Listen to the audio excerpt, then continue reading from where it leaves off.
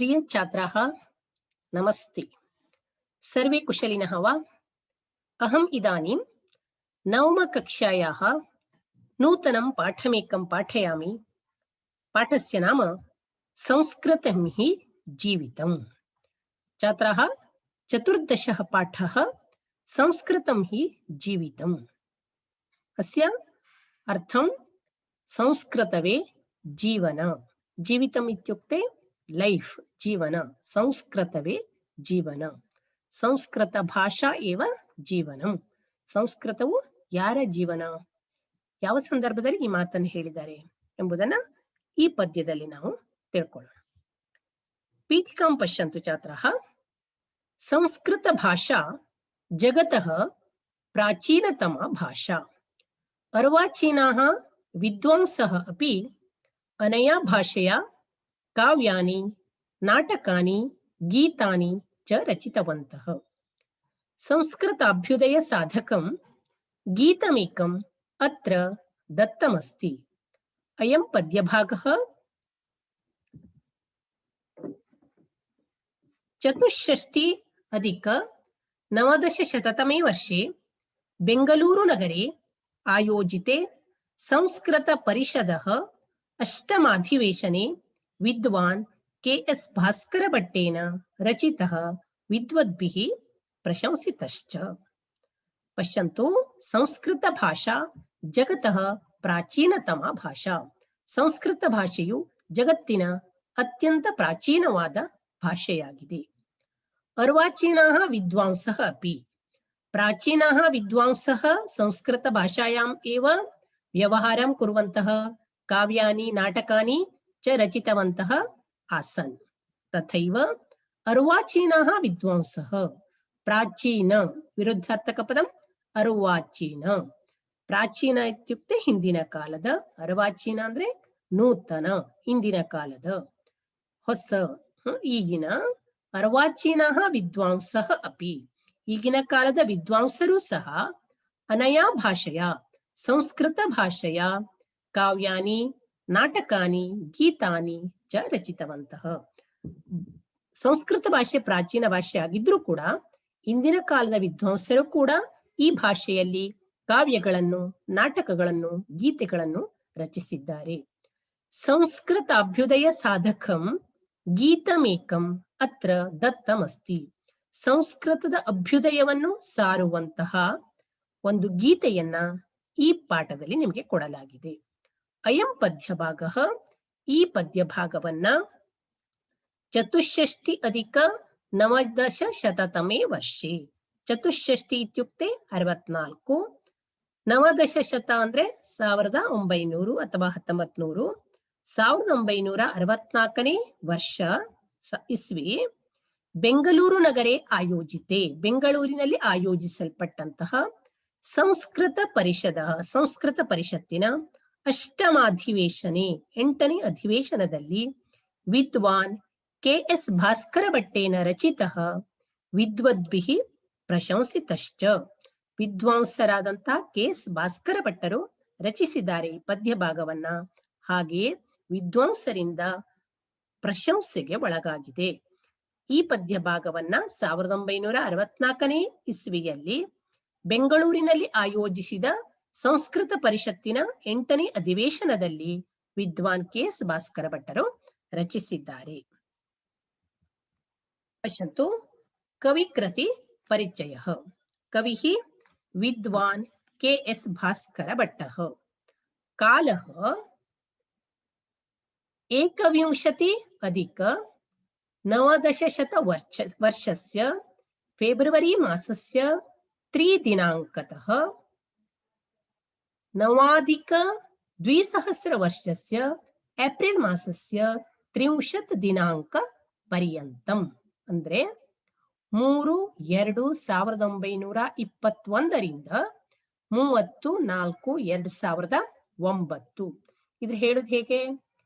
21 ಏಕವಿಂಶತಿ ಅಧಿಕ 1900 ನವದಶಶತ ವರ್ಷಸ್ಯ, 2 ಅಂದ್ರೆ ಫೆಬ್ರವರಿ ಮಾಸಸ್ಯ, 3 ದಿನಾಂಕತಃ 3ನೇ ದಿನಾಂಕದಿಂದ ನವಾಧಿಕ-ದ್ವಿಸಹಸ್ರವರ್ಷಸ್ಯ 2009ನೇ ಇಸ್ವಿ ಏಪ್ರಿಲ್ ಮಾಸಸ್ಯ 4ನೇ ತಿಂಗಳಿನ 30 ದಿನಾಂಕ ಪರ್ಯಂತಂ ಅಲ್ಲಿವರೆಗೆ ಇವರ ಕಾಲ.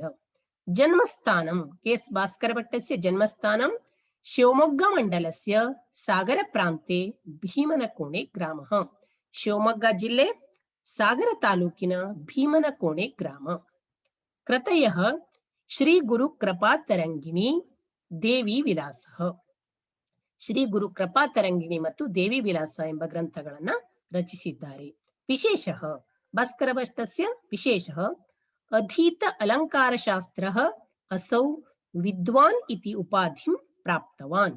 ಅಲಂಕಾರ ಶಾಸ್ತ್ರವನ್ನು ಅಭ್ಯಸಿಸಿರುವಂತಹ ಕೆ.ಎಸ್. ಭಾಸ್ಕರ ಭಟ್ಟರು ವಿದ್ವಾನ್ ಎಂಬ ಉಪಾಧಿ ಅಂದ್ರೆ ಪ್ರಶಸ್ತಿ ಅಥವಾ ಹೆಸರನ್ನ ಗಳಿಸಿದ್ದಾರೆ, ಬಿರುದನ್ನ ಗಳಿಸಿದ್ದಾರೆ. ತಾರುಣ್ಯೇ ಏವ ಯುವಕರಾಗಿರುವಾಗಲೇ ಸಾಹಿತ್ಯ ಭೂಷಣ ಇತಿ ಉಪಾಧಿನ ಪುರಸ್ಕೃತಃ. ಚಿಕ್ಕವರಿರುವಾಗ ಅಂದ್ರೆ ತಾರುಣ್ಯದಲ್ಲಿರುವಾಗ ಯುವಕರಾಗಿರುವಾಗಲೇ ಇವರು ಸಾಹಿತ್ಯ ಭೂಷಣ ಎಂಬ ಬಿರುದಿನಿಂದ ಪುರಸ್ಕರಿಸಲ್ಪಟ್ಟಿದ್ದಾರೆ. ಯಾರು? ಕೆ.ಎಸ್. ಭಾಸ್ಕರ ಭಟ್. ಅವರು ಬರೆದಿರುವಂತಹ ಕವಿತೆಯನ್ನ, ಹಾಡನ್ನ, ಸಂಸ್ಕೃತದ ಕುರಿತಾದ ಗೀತೆಯನ್ನ ನಾವು ಈಗ ಈ ಪಾಠದಲ್ಲಿ ನೋಡೋಣ. ಮಮ ಭಗಿನಿ ಏತಾಂ ಗೀತಾಂ ಗಾಯತ್ಯಂ ಶೃಣ್ವಂತು ಛಾತ್ರಾಃ. ಏಹಿ ಏಹಿ ಭಾರತ ಸಂಸ್ಕೃತಸ್ಯ ವೃದ್ಧಯೇ ಪಾಹಿ ಪಾಹಿ ಸಂಸ್ಕೃತಂ ಭಾರತಸ್ಯ ಸಂಪದಂ. ಏಹಿ ಏಹಿ ಭಾರತ ಸಂಸ್ಕೃತಸ್ಯ ವೃದ್ಧಯೇ ಪಾಹಿ ಪಾಹಿ ಸಂಸ್ಕೃತಂ ಭಾರತಸ್ಯ ಸಂಪದಂ. ಸಂಸ್ಕೃತಂ ಹಿ ಜೀವಿತಂ ಸರ್ವಲೋಕಭಾಷಿಣಾಂ ಸಂಸ್ಕೃತೇಶ್ಚ ಬೋಧಕಂ ಭಾರತೈಕವಾಸಿನಾಂ. ಸಂಸ್ಕೃತಂ ಸನಾತನಂ ಪ್ರಾಚ್ಯತತ್ವಧಾರಕಂ ಸಂಸ್ಕೃತಂ ಚಿರಂತನಂ ಭುಕ್ತಿ ಮುಕ್ತಿ ಸಾಧನಂ. ಏಹಿ ಏಹಿ ಭಾರತ ಸಂಸ್ಕೃತಸ್ಯ ವೃದ್ಧಯೇ ಪಾಹಿ ಪಾಹಿ ಸಂಸ್ಕೃತಂ ಭಾರತಸ್ಯ ಸಂಪದಂ. ಸಂಸ್ಕೃತಂ ನ ಕೇವಲಂ ಮಾನವಸ್ಯ ಭಾಷಿತಂ ನಾಕಲೋಕವಾಸಿನಾಪಿ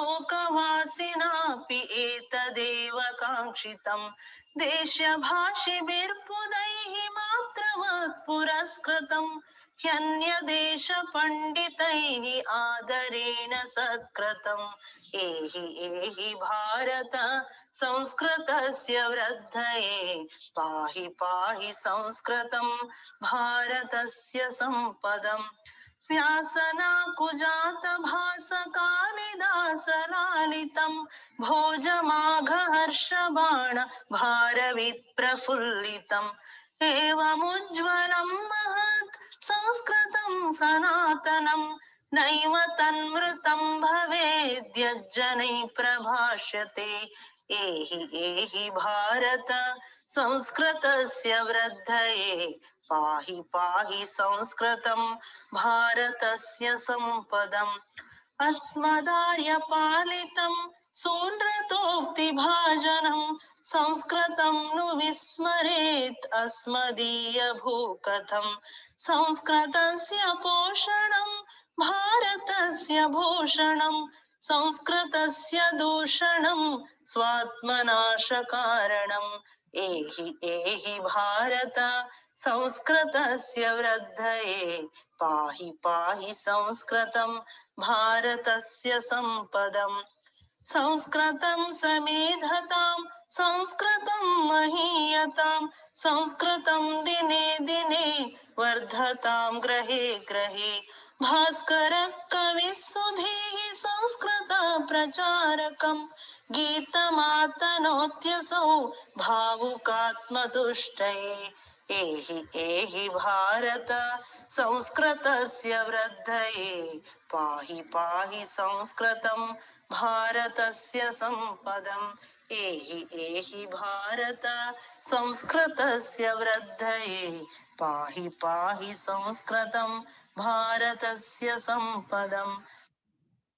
ಛಾತ್ರಾಃ ಗೀತಂ ಶ್ರುತವಂತಃ ಕಿಲ? ಏಹಿ ಏಹಿ ಭಾರತ ಸಂಸ್ಕೃತಸ್ಯ ವೃದ್ಧಯೇ ಪಾಹಿ ಪಾಹಿ ಸಂಸ್ಕೃತಂ ಭಾರತಸ್ಯ ಸಂಪದಂ. ಭಾರತ ಏಹಿ ಏಹಿ ಸಂಸ್ಕೃತಸ್ಯ ವೃದ್ಧಯೇ ಏಹಿ ಏಹಿ ಭಾರತಸ್ಯ ಸಂಪದಂ ಸಂಸ್ಕೃತಂ ಪಾಹಿ ಪಾಹಿ. ಅರ್ಥಂ ಪಶ್ಯಂತು.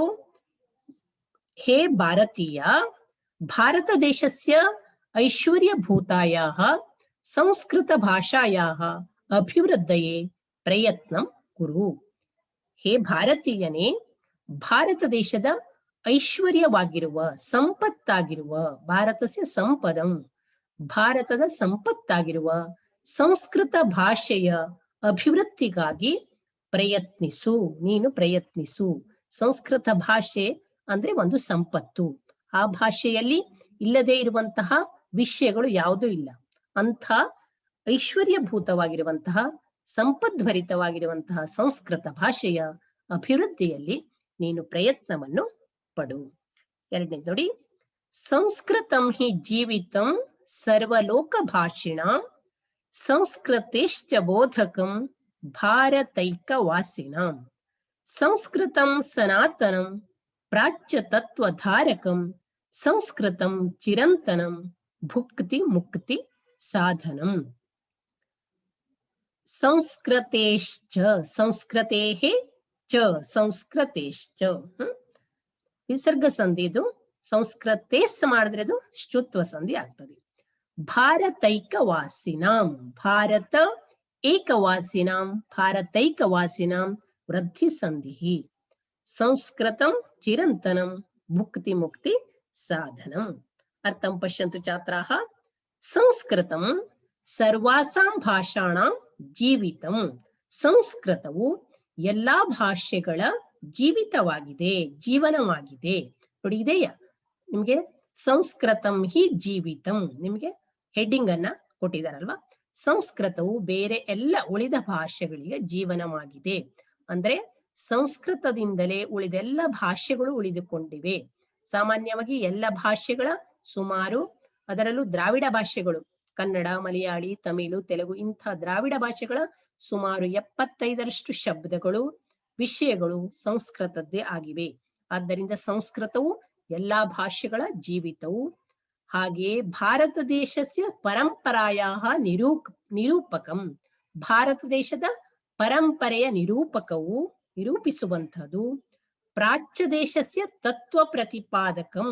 ಪ್ರಾಚೀನ ಕಾಲದ ದೇಶದ, ನಮ್ಮ ದೇಶದ ತತ್ವವನ್ನು ಪ್ರತಿಪಾದಿಸುವಂಥದ್ದು. ಪುರಾತನಂ ಪ್ರಾಚೀನವಾದದ್ದು. ಭೋಗ ಮೋಕ್ಷಯೋಹೋ ಸಾಧಕಂ. ಭೋಗ ಅಂದ್ರೆ ನಾವು ಇಲ್ಲಿ ಅನುಭವಿಸುವಂತ ಸುಖ ಸವಲತ್ತು ಸಂಪತ್ತುಗಳು, ಹಾಗೆಯೇ ಐಹಿಕ ಸುಖಗಳು.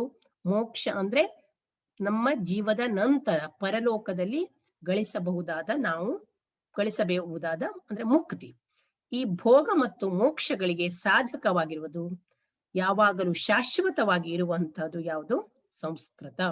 ಸಂಸ್ಕೃತವು ಎಲ್ಲಾ ಭಾಷೆಗಳ ಜೀವನವು, ಭಾರತ ದೇಶದ ಪರಂಪರೆಯ ನಿರೂಪಕವು, ಪ್ರಾಚ್ಯ ದೇಶದ ತತ್ವ ಪ್ರತಿಪಾದಕವು, ಪ್ರಾಚೀನವು, ಭೋಗ ಮೋಕ್ಷಗಳ ಸಾಧಕವು, ಶಾಶ್ವತವೂ ಆಗಿದೆ. ನೋಡಿ, ಭಾಷಾಸು ಮುಖ್ಯ ಮಧುರ ದಿವ್ಯ ಗೀರ್ವಾಣ ಭಾರತಿ ಹೇಳ್ತಾರಲ್ಲ. ಭಾಷೆಗಳಲ್ಲಿ ಮುಖ್ಯವೂ ಮಧುರವೂ ದಿವ್ಯವೂ ಆಗಿರುವಂತಹದ್ದು ನಮ್ಮ ಸಂಸ್ಕೃತ ಭಾಷೆ. ಇದು ಭೋಗ ಮೋಕ್ಷಗಳಿಗೆ ಸಾಧಕವಾಗಿದೆ. ನೋಡಿ, ಮೂರನೇದು ನೋಡಿ, ಸಂಸ್ಕೃತಂ ನ ಕೇವಲಂ ಮಾನವಸ್ಯ ಭಾಷಿತಂ ನಾಕಲೋಕ ವಾಸಿನಾಪಿ ಏತತ್ ಏವ ಕಾಂಕ್ಷಿತಂ. ದೇಶ ಭಾಷಿಭಿಃ ಬುಧೈಃ ಮಾತೃವತ್ ಪುರಸ್ಕೃತಂ ಹಿ ಅನ್ಯ ದೇಶ ಪಂಡಿತೈಃ ಆದರೇಣ ಸತ್ಕೃತಂ. ನೋಡಿ, ಸಂಸ್ಕೃತಂ ಕೇವಲಂ ಮಾನವಸ್ಯ ಭಾಷಿತಂ ನಾಕಲೋಕ ವಾಸಿನಾಪಿ ಏತತ್ ವಾಸಿನಾಪ್ಯೇತತ್ ಇದು ಎಂಡ್ ಸಂಧಿ. ಏತತ್ ಏವ ಏತದೇವ ಜಸ್ವ ಸಂಧಿ. ದೇಶ ಭಾಷಿಭಿಃ ಬುಧೈಃ ದೇಶ ಭಾಷಿಭಿರ್ ಬುಧೈಃ ಇದು ವಿಸರ್ಗ ಸಂಧಿ. ನಿಮ್ಗೆ ಮುಂದಿನ ವರ್ಷ ಬರ್ತದೆ. ಬುಧೈಃ ಮಾತ್ರವತ್ ಬುಧೈರ್ ಮಾತ್ರವತ್ ಇದು ಕೂಡ ವಿಸರ್ಗ ಸಂಧಿ. ಹಿ ಅನ್ಯ ಯನ್ಯ ಇದು ಎಣ್ ಸಂಧಿ. ಪಂಡಿತೈಹಿ ಆದರೇಣ ಪಂಡಿತೈರಾದರೇಣ ಇದು ಕೂಡ ವಿಸರ್ಗಸ್ಯ ರೇಫ ಸಂಧಿ. ಅದು ಮುಂದಿನ ವರ್ಷ ಬರ್ತದೆ. ಗೊತ್ತಾಯ್ತಾ? ಸಂಸ್ಕೃತಂ ಇದಂ ಸಂಸ್ಕೃತ ಭಾಷಾ ನ ಕೇವಲ ಮಾನವೇನ ಭಾಷಿತಂ, ಕೇವಲ ಮನುಷ್ಯರು ಮಾತನಾಡುವುದಷ್ಟೇ ಅಲ್ಲ, ಅಪಿತು ನಾಕಲೋಕವಾಸಿನ ಅಪಿ ಏತದೇವ ಕಾಂಕ್ಷಿತಂ. ನಾಕ ಇತ್ಯುಕ್ತೆ ಸ್ವರ್ಗ. ಸ್ವರ್ಗಲೋಕವಾಸಿನ ಸ್ವರ್ಗದಲ್ಲಿ ವಾಸಿಸುವಂತಹ ದೇವತೆಗಳಿಗೆ, ಪುಣ್ಯ ಜೀವಿಗಳಿಗೂ ಕೂಡ ಸಂಸ್ಕೃತ ಭಾಷಾ ಅತೀವ ಇಷ್ಟ. ನೋಡಿ, ಇದು ಬಹಳ ಇಷ್ಟವಾಗಿದೆ. ಇದು ಕೇವಲ ಮಾನವರ ಭಾಷೆಯಲ್ಲ, ಸ್ವರ್ಗಲೋಕದಲ್ಲಿ ವಾಸಿಸುವಂತಹ ಪುಣ್ಯ ಜೀವಿಗಳಿಗೂ ಕೂಡ ಸಂಸ್ಕೃತ ಭಾಷೆ ಬಹಳ ಇಷ್ಟವಾಗಿರುವಂತಹದ್ದು. ಸಂಸ್ಕೃತಂ ದೇಶೀಯ ಭಾಷಾ ವಿದ್ವದ್ವಿಹಿ ಮಾತ್ರವತ್ ಪುರಸ್ಕೃತಂ. ಸಂಸ್ಕೃತವನ್ನ ನಮ್ಮ ದೇಶೀಯ ಭಾಷೆಗಳು, ಈಗಾಗಲೇ ಹೇಳಿದ ಹಾಗೆ ನಮ್ಮ ದೇಶದಲ್ಲಿರುವಂತಹ ದೇಶೀಯ ಭಾಷೆಗಳು ಕನ್ನಡ, ತಮಿಳು, ತೆಲುಗು, ಮರಾಠಿ, ಈ ರೀತಿ ಬೇರೆ ಬೇರೆ ದೇಶೀಯ ಭಾಷೆಗಳಿದ್ದಾವಲ್ಲ, ಈ ಎಲ್ಲ ಭಾಷೆಗಳ ವಿದ್ವಾಂಸರು ಸಂಸ್ಕೃತವನ್ನ ತಾಯಿಯಂತೆ ಪುರಸ್ಕರಿಸಿದ್ದಾರೆ. ತಾಯಿಗೆ ಹೇಗೆ ಗೌರವ ಕೊಡ್ತಾರೆಯೋ ಹಾಗೆಯೇ ಸಂಸ್ಕೃತ ಭಾಷೆಗೆ ಗೌರವವನ್ನ ಕೊಟ್ಟಿದ್ದಾರೆ. ಬೇರೆ ದೇಶೀಯ ಭಾಷೆಗಳಲ್ಲಿ ಯಾರು ವಿದ್ವಾಂಸರಾಗಿದ್ದಾರೋ ಅವರು ಎಲ್ಲರೂ ಸಂಸ್ಕೃತವನ್ನು ಚೆನ್ನಾಗಿ ಬಲ್ಲವರು. ಯಾಕೆಂದ್ರೆ ಸಂಸ್ಕೃತ ಭಾಷೆಯನ್ನು ಯಾರು ಚೆನ್ನಾಗಿ ಅರ್ಥಿರ್ತಾರೆಯೋ ಅವರಿಗೆ ಬೇರೆ ಭಾಷೆಯನ್ನ ಕಲಿಯುವುದು, ಅರ್ಥ ಮಾಡಿಕೊಳ್ಳುವುದು, ಅದರಲ್ಲಿ ಪ್ರೌಢಿಮೆಯನ್ನು ಸಾಧಿಸುವುದು ಸುಲಭವಾಗ್ತದೆ.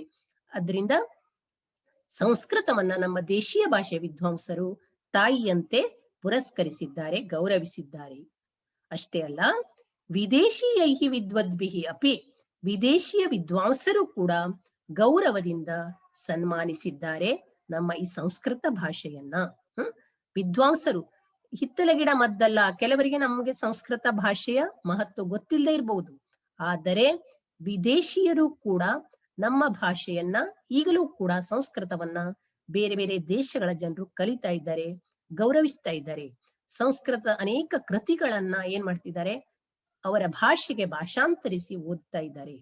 ಈ ರೀತಿ ಸಂಸ್ಕೃತವನ್ನ ದೇಶೀಯ ಭಾಷೆ ವಿದ್ವಾಂಸರು ತಾಯಿಯಂತೆ ಪುರಸ್ಕರಿಸಿದ್ದಾರೆ, ವಿದೇಶಿಯ ವಿದ್ವಾಂಸರು ಕೂಡ ಗೌರವದಿಂದ ಸನ್ಮಾನಿಸಿದ್ದಾರೆ. ವ್ಯಾಸ ನಾಕುಜಾತ ಭಾಸ ಕಾಳಿದಾಸ ಲಾಲಿತಂ ಭೋಜ ಮಾಘ ಹರ್ಷ ಬಾಣ ಭಾರವಿ ಪ್ರಫುಲ್ಲಿತಂ ಏವಂ ಉಜ್ವಲಂ ಮಹತ್ ಸಂಸ್ಕೃತಂ ಸನಾತನಂ ನೈವ ತನ್ಮೃತಂ ಭವೇತ್ ಯಜ್ಜನೈಃ ಪ್ರಭಾಷ್ಯತೆ.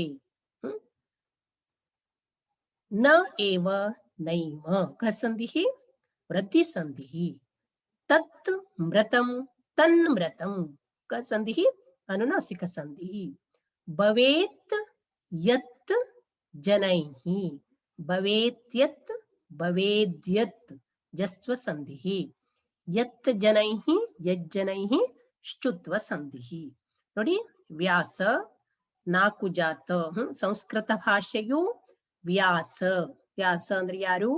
ನಮ್ಮ ಮಹಾಭಾರತವನ್ನು ಬರೆದಂತಹ ಕವಿಗಳು ವ್ಯಾಸ. ವಾಲ್ಮೀಕಿ, ರಾಮಾಯಣ ಬರೆದಂತಹ, ನಾಕುಜಾತ ಇತ್ಯುಕ್ತೆ ವಾಲ್ಮೀಕಿ. ವಾಲ್ಮೀಕಿಗಳು ಅಂದ್ರೆ ರಾಮಾಯಣ ಬರೆದಂತಹ ಕವಿಗಳು. ಭಾಸ, 14 ನಾಟಕಗಳನ್ನು ಬರೆದಂತಹ ಭಾಸ. ಕಾಳಿದಾಸ, 7 ಕಾವ್ಯಗಳನ್ನು, 4 ಕಾವ್ಯಗಳು ಹಾಗೂ 3 ನಾಟಕಗಳನ್ನು ಬರೆದಂತಹ ಕಾಳಿದಾಸ ಮುಂತಾದ ಪ್ರಸಿದ್ಧ ಕವಿಗಳಿಂದ, ಮಹಾಕವಿಗಳಿಂದ ಪರಿಪಾಲಿಸಲ್ಪಟ್ಟಿದೆ. ಯಾಕೆಂದ್ರೆ ಈ ಎಲ್ಲ ಕವಿಗಳು ಸಂಸ್ಕೃತ ಭಾಷೆಯಲ್ಲಿಯೇ ಕೃಷಿ ಮಾಡಿದ್ದಾರೆ, ಅಂದ್ರೆ ಸಂಸ್ಕೃತ ಭಾಷೆಯಲ್ಲಿಯೇ ತಮ್ಮ ಕಾವ್ಯಗಳನ್ನ ರಚನೆ ಮಾಡಿದ್ದಾರೆ. ಯಾರ್ಯಾರು? ವ್ಯಾಸ, ವಾಲ್ಮೀಕಿ, ಭಾಸ, ಕಾಳಿದಾಸ ಮುಂತಾದ ಕವಿಗಳಿಂದ ಪರಿಪಾಲಿಸಲ್ಪಟ್ಟಿದೆ. ಒಂದು ಭಾಷೆ ಬೆಳೆಯಬೇಕು, ಅಭಿವೃದ್ಧಿ ಹೊಂದಬೇಕು ಅಂದ್ರೆ ಆ ಭಾಷೆಯಲ್ಲಿ ಹೆಚ್ಚೆಚ್ಚು ಕೃತಿಗಳು ರಚನೆಯಾಗಬೇಕು, ಹೆಚ್ಚೆಚ್ಚು ಆ ಭಾಷೆಯನ್ನ ಜನರು ಬಳಸಬೇಕು, ಮಾತನಾಡಬೇಕು, ವ್ಯವಹಾರ ಮಾಡಬೇಕು. ಹಾಗಾದಾಗ ಮಾತ್ರ ಏನಾಗ್ತದೆ, ಆ ಭಾಷೆ ಬೆಳೀತದೆ. ಈ ಎಲ್ಲ ಕವಿಗಳು, ಮಹಾಕವಿಗಳು ಸಂಸ್ಕೃತವನ್ನ ಪರಿಪಾಲಿಸಿದ್ದಾರೆ. ಹಾಗೆ ಭೋಜರಾಜ, ಮಾಘ, ಹಾಗೆ ಹರ್ಷ, ಬಾಣ, ಭಾರವಿ ಮುಂತಾದ ಕವಿಶ್ರೇಷ್ಠರಿಂದ ವಿಕಸಿತವಾಗಿದೆ, ಬೆಳೆಯಲ್ಪಟ್ಟಿದೆ. ಭೋಜ. ಅನೇಕ ಚಂಪು ಕಾವ್ಯಗಳನ್ನು ರಚಿಸಿದಂತಹ ಕವಿ ಭೋಜರಾಜ. ಮಾಘನ ಶಿಶುಪಾಲವಧೆ. ಹರ್ಷ ನಾಟಕ, ನಾಗಾನಂದ ನಾಟಕಗಳನ್ನೆಲ್ಲ ಬರೆದಿದ್ದಾನೆ. ಬಾಣ, ಕಾದಂಬರಿ, ಭಾರವಿಯ, ಕಿರಾತಾರ್ಜುನಿಯ, ಈ ರೀತಿ ಶ್ರೇಷ್ಠ ಕಾವ್ಯಗಳನ್ನು ಬರೆದಂತಹ ಕವಿ ಶ್ರೇಷ್ಠರಾದಂತಹ ಭೋಜ, ಮಾಘ, ಹರ್ಷ, ಬಾಣ ಮುಂತಾದ ಕವಿಗಳಿಂದ ವಿಕಾಸಿಸಲ್ಪಟ್ಟಿದೆ, ಬೆಳೆಯಲ್ಪಟ್ಟಿದೆ. ಏವಂ ಉಜ್ವಲಂ ಪ್ರಕಾಶಮಾನ ಮಹತ್ವಪೂರ್ಣ ನಿತ್ಯ ನೂತನ ಚ ಅಸ್ತಿ. ಈ ರೀತಿ ಸಂಸ್ಕೃತ ಭಾಷೆಯು ಪ್ರಕಾಶಮಾನವು, ಮಹತ್ವಪೂರ್ಣವು, ನಿತ್ಯ ನೂತನವು, ಯಾವಾಗಲೂ ಹೊಸದಾಗಿಯೇ ಇರುವಂತದ್ದು ಆಗಿದೆ. ಸಂಸ್ಕೃತಂ ಜನೈಃ ಭಾಷ್ಯಮಾಣಮಸ್ತಿ ಇತಿ ಕಾರಣತಃ ಮೃತ ಭಾಷಾ ನೈಮ ತತ್ ನ ಮೃತಂ. ಸಂಸ್ಕೃತ ಭಾಷಾ ಮೃತ ಭಾಷಾ ನ. ಸಂಸ್ಕೃತ ಸತ್ತ ಭಾಷೆಯಲ್ಲ. ಯಾಕೆಂದ್ರೆ ಸಂಸ್ಕೃತಂ ಜನೈಃ ಭಾಷ್ಯಮಾಣಮಸ್ತಿ, ಸಂಸ್ಕೃತವನ್ನ ಜನರು ಮಾತನಾಡ್ತಾ ಇದ್ದಾರೆ. ನೋಡಿ, ನೀವು ಶಿವಮೊಗ್ಗದ ಹಳ್ಳಿಯೊಂದು, ಮದ್ದೂರು ಹಳ್ಳಿ ಏನಾಗಿದೆ, ಅಲ್ಲಿ ಈಗಲೂ ಕೂಡ ಆ ಹಳ್ಳಿಯಲ್ಲಿ ಎಲ್ಲ ಜನರು ಕೂಡ ಏನ್ ಮಾಡ್ತಾರೆ, ಸಂಸ್ಕೃತದಲ್ಲಿ ಮಾತಾಡ್ತಾರೆ. ಸಂಸ್ಕೃತಂ ಜನೈಃ ಭಾಷ್ಯಮಾಣಮಸ್ತಿ, ಸಂಸ್ಕೃತವು ಜನರಿಂದ ಮಾತನಾಡಲ್ಪಡ್ತಾ ಇದೆ. ಇತಿ ಕಾರಣತಃ ಮೃತ ಭಾಷಾನ, ಅದು ಸತ್ತ ಭಾಷೆ ಅಲ್ಲ, ಪರಂತು ಅಮೃತ ಭಾಷಾ, ಬದಲಾಗಿ ಅದು ಅಮೃತದಂತಹ ಭಾಷೆ, ಸಾವಿಲ್ಲದಂತಹ ಭಾಷೆ, ಯಾವಾಗಲೂ ನಿತ್ಯ ನೂತನವಾಗಿರುವ ಶಾಶ್ವತವಾದ ಭಾಷೆಯಾಗಿದೆ. ಸಂಸ್ಕೃತ ಭಾಷೆಯು ವ್ಯಾಸ, ವಾಲ್ಮೀಕಿ, ಭಾಸ, ಕಾಳಿದಾಸ ಮುಂತಾದ ಮಹಾಕವಿಗಳಿಂದ ಪರಿಪಾಲಿಸಲ್ಪಟ್ಟ, ಭೋಜ, ಮಾಘ, ಹರ್ಷ, ಬಾಣ, ಭಾರವಿ ಮುಂತಾದ ಕವಿಶ್ರೇಷ್ಠರಿಂದ ವಿಕಾಸಿಸಲ್ಪಟ್ಟ ಪ್ರಕಾಶಮಾನವು, ಮಹತ್ವಪೂರ್ಣವು, ನಿತ್ಯ ನೂತನವೂ ಆದಂತಹ ಭಾಷೆಯಾಗಿದೆ. ಸಂಸ್ಕೃತವು ಜನರಿಂದ ಮಾತನಾಡಲ್ಪಡುತ್ತದೆ, ಅಂದ್ರೆ ಸಂಸ್ಕೃತವನ್ನ ಜನರು ಮಾತನಾಡ್ತಾರೆ ಎಂಬ ಕಾರಣದಿಂದ ಅದು ಮೃತ ಭಾಷೆಯಾಗಿ ಉಳಿದಿಲ್ಲ, ಬದಲಾಗಿ ಅಮೃತ ಭಾಷೆಯಾಗಿದೆ. ಈಗ ಹೇಳಿದಾಗೆ ಶಿವಮೊಗ್ಗದ ಮತ್ತೂರು, ಇದು ಸಂಸ್ಕೃತ ಗ್ರಾಮವಾಗಿದೆ. ಮುಂದಿನ ನೋಡಿ, ಅಸ್ಮದಾರ್ಯ ಪಾಲಿತಂ ಸೂನೃತೋಕ್ತಿ ಭಾಜನಂ ಸಂಸ್ಕೃತಂನು ವಿಸ್ಮರೇ ದಸ್ಮದೀಯ ಭೂಕತಂ. ಸಂಸ್ಕೃತಸ್ಯ ಪೋಷಣಂ ಭಾರತಸ್ಯ ಭೂಷಣಂ, ಸಂಸ್ಕೃತಸ್ಯ ದೂಷಣಂ ಸ್ವಾತ್ಮನಾಶ ಕಾರಣಂ. ಅಸ್ಮತ್ ಆರ್ಯ ಪಾಲಿತಂ, ಅಸ್ಮದಾರ್ಯ ಕಸಂಧಿ ಜಸ್ವ ಸಂಧಿ, ವಿಸ್ಮರೇತ್ ಅಸ್ಮದೀಯ, ವಿಸ್ಮರೇದಸ್ಮರೀಯ, ಇದಮಪಿ ಜಸ್ವ ಸಂಧಿ. ಸಂಸ್ಕೃತ ಸ್ವ ಆತ್ಮ ಸ್ವಾತ್ಮ, ಇದು ಸವರ್ಣ ದೀರ್ಘ ಸಂಧಿ.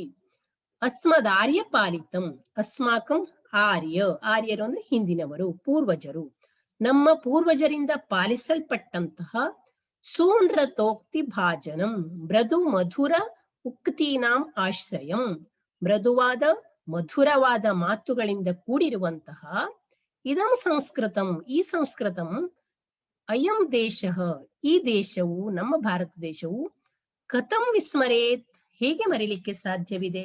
ಸಂಸ್ಕೃತವು ನಮ್ಮ ಪೂರ್ವಜರಿಂದ ಪಾಲಿಸಲ್ಪಟ್ಟಂತಹ ಭಾಷೆ, ಮೃದುವಾದ ಮಧುರವಾದ ಮಾತುಗಳಿಂದ ಕೂಡಿರುವಂತಹ ಈ ಸಂಸ್ಕೃತ ಭಾಷೆಯನ್ನ ನಮ್ಮ ದೇಶದ ಜನರು ಹೇಗೆ ಮರೀತಾರೆ? ವಿಸ್ಮರ್ತಂ ನ ಶಕ್ನೋತಿ, ಯಾರು ಮರಿಲಿಕ್ಕೆ ಸಾಧ್ಯವೇ ಇಲ್ಲ.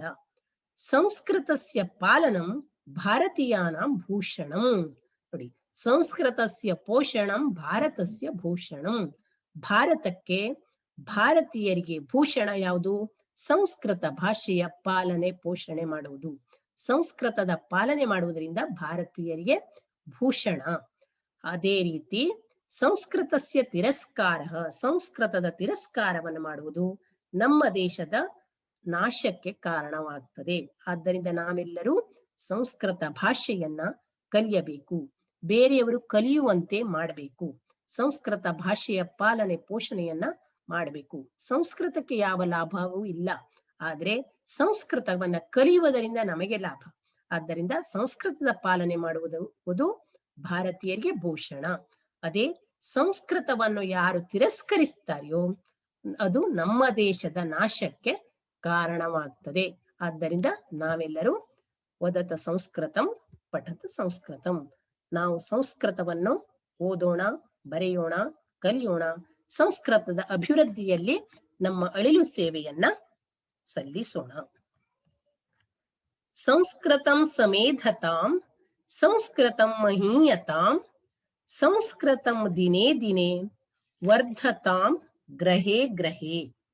ಭಾಸ್ಕರ ಕವಿ ಸುಧೀಹಿ ಸಂಸ್ಕೃತ ಪ್ರಚಾರಕಂ ಗೀತಮಾತನೋತ್ಯಸೌ ಭಾವುಕಾತ್ಮ ತುಷ್ಟಯೇ. ಗೀತಮಾತನೋತ್ಯಸೌ, ಗೀತಂ ಆತನೋತಿ ಅಸೌ, ಆತನೋತಿ ಅಸೌ, ಆತನೋತ್ಯಸೌ. ಕ ಸಂಧಿ ಎಂಡ್ ಸಂಧಿ. ಭಾವುಕ ಆತ್ಮ ತುಷ್ಟಯೇ, ಭಾವುಕಾತ್ಮ ತುಷ್ಟಯೇ ಸವರ್ಣ ದೀರ್ಘ ಸಂಧಿ. ದಿನೇ ದಿನೇ ಗ್ರಹೇ ಗ್ರಹೇ ಸಂಸ್ಕೃತಂ ವರ್ಧತಾಂ. ಪ್ರತಿಗ್ರಹಂ, ಗ್ರಹೇ ಗ್ರಹೇ ಇತ್ಯುಕ್ತೆ ಪ್ರತಿಗ್ರಹಂ, ಮನೆ ಮನೆಗಳಲ್ಲಿಯೂ ಸಂಸ್ಕೃತ ಭಾಷಾ, ಸಂಸ್ಕೃತ ಭಾಷೆಯು ದಿನೇ ದಿನೇ ಪ್ರತಿದಿನವೂ ಉತ್ತರೋತ್ತರ ಅಭಿವೃದ್ಧಿಯನ್ನು ಕಾಣಲಿ. ಪ್ರತಿಗ್ರಹದಲ್ಲಿ ಪ್ರತಿ ಮನೆಯಲ್ಲಿಯೂ ಪ್ರತಿದಿನವೂ ಸಂಸ್ಕೃತ ಭಾಷೆಯನ್ನು ಎಲ್ಲರೂ ಮಾತನಾಡುವಂತಾಗಲಿ. ಸಂಸ್ಕೃತ ಭಾಷೆಯನ್ನು ಮಾತನಾಡಿದರೆ, ಆ ಭಾಷೆಯ ಕೃತಿಗಳನ್ನು ಓದಿದರೆ, ಅಲ್ಲಿ ಕೃತಿಗಳನ್ನು ರಚನೆ ಮಾಡಿದ್ರೆ ಏನಾಗ್ತದೆ? ಸಂಸ್ಕೃತದ ವೃದ್ಧಿ ಆಗ್ತದೆ. ಪ್ರತಿ ಮನೆಯಲ್ಲಿಯೂ ಸಂಸ್ಕೃತ ಭಾಷೆ ಉತ್ತರೋತ್ತರ ಅಭಿವೃದ್ಧಿಯನ್ನು ಸಾಧಿಸಲಿ. ಸಂಸ್ಕೃತಂ ಜಯತು, ಸಂಸ್ಕೃತಕ್ಕೆ ಜಯವಾಗಲಿ. ಸಂಸ್ಕೃತಂ ಸಮೇಧತಾಂ, ಸಂಸ್ಕೃತಂ ಮಹೀಯತಾಂ, ಸಂಸ್ಕೃತ ವಾಣಿ ಸಂಸ್ಕೃತ ಭಾಷಾ ಸಮುಲ್ಲಸತು, ಉಲ್ಲಸಿತವಾಗಲಿ, ಬೆಳೆಯಲಿ. ಇತಿ ಪಂಡಿತಃ, ಎಂದು ಪಂಡಿತ ಭಾಸ್ಕರೋ ನಾಮ ಕವಿ, ಭಾಸ್ಕರನೆಂಬ ಕವಿಯು, ಭಾಸ್ಕರ ಭಟ್ಟನು ತಾನೇ ಹೇಳ್ಕೊಂಡಿದ್ದಾನೆ. ಭಾಸ್ಕರನೆಂಬ ಕವಿಯಾದ ಪಂಡಿತನಾದ ಸುಧೀಹಿ ಸಂಸ್ಕೃತ ಭಾಷಾ ಪ್ರಸಾರಾತ್ಮಕಂ, ಸಂಸ್ಕೃತ ಭಾಷೆಯನ್ನು ಪ್ರಸಾರ ಮಾಡುವಂತಹ ಗೀತಂ, ಗೀತೆಯನ್ನ ಆತ್ಮನಃ ಪರಿತೋಷಾರ್ಥಂ, ಆತ್ಮತುಷ್ಟಯೇ, ತನ್ನ ಸಂತೋಷಕ್ಕಾಗಿ ರಚಿಸುತ್ತಾನೆ. ಭಾಸ್ಕರ ಭಟ್ಟನು ತಾನು ಹೇಳ್ಕೊಂಡಿದ್ದಾನೆ, ಪ್ರತಿ ಗ್ರಹದಲ್ಲಿಯೂ ಸಂಸ್ಕೃತ ಭಾಷೆ ಉತ್ತರೋತ್ತರ ಅಭಿವೃದ್ಧಿಯನ್ನು ಕಾಣಲಿ, ಸಂಸ್ಕೃತಕ್ಕೆ ಜಯವಾಗಲಿ, ಸಂಸ್ಕೃತ ಭಾಷೆಯು ಉಲ್ಲಸಿತವಾಗಲಿ ಎಂದು ಪಂಡಿತನಾದ ಭಾಸ್ಕರನೆಂಬ ಕವಿಯಾದ ನಾನು ಸಂಸ್ಕೃತ ಭಾಷೆಯ ಪ್ರಸಾರಕ್ಕಾಗಿ ಈ ಗೀತೆಯನ್ನು, ಹಾಗೆಯೇ ನನ್ನ ಸಂತೋಷಕ್ಕಾಗಿ, ಕವಿಯ, ಯಾವುದೇ ಕವಿ ತನ್ನ ಕೃತಿಯನ್ನ ರಚನೆ ಮಾಡುವುದು ಮೂಲತಃ ತನ್ನ ಸಂತೋಷಕ್ಕೋಸ್ಕರ. ಯಾಕೆಂದ್ರೆ ಒಂದು ಮಗುವನ್ನು ಪಡೆಯುವುದು ತಾಯಿ ಮೊದಲನೇದಾಗಿ ತನ್ನ ಆತ್ಮ ಸಂತೋಷಕ್ಕಾಗಿ. ಹಾಗೆಯೇ ಕವಿಯ ಕೂಸೋದು, ಕವಿತೆ, ಕವನ ಅಥವಾ ಯಾವುದೇ ಕಾವ್ಯ ಆಗಿರ್ಲಿ, ಅವನು ತನ್ನ ಸಂತೋಷಕ್ಕಾಗಿ ಏನ್ ಮಾಡ್ತಾನೆ? ಅದನ್ನ ರಚನೆ ಮಾಡ್ತಾನೆ.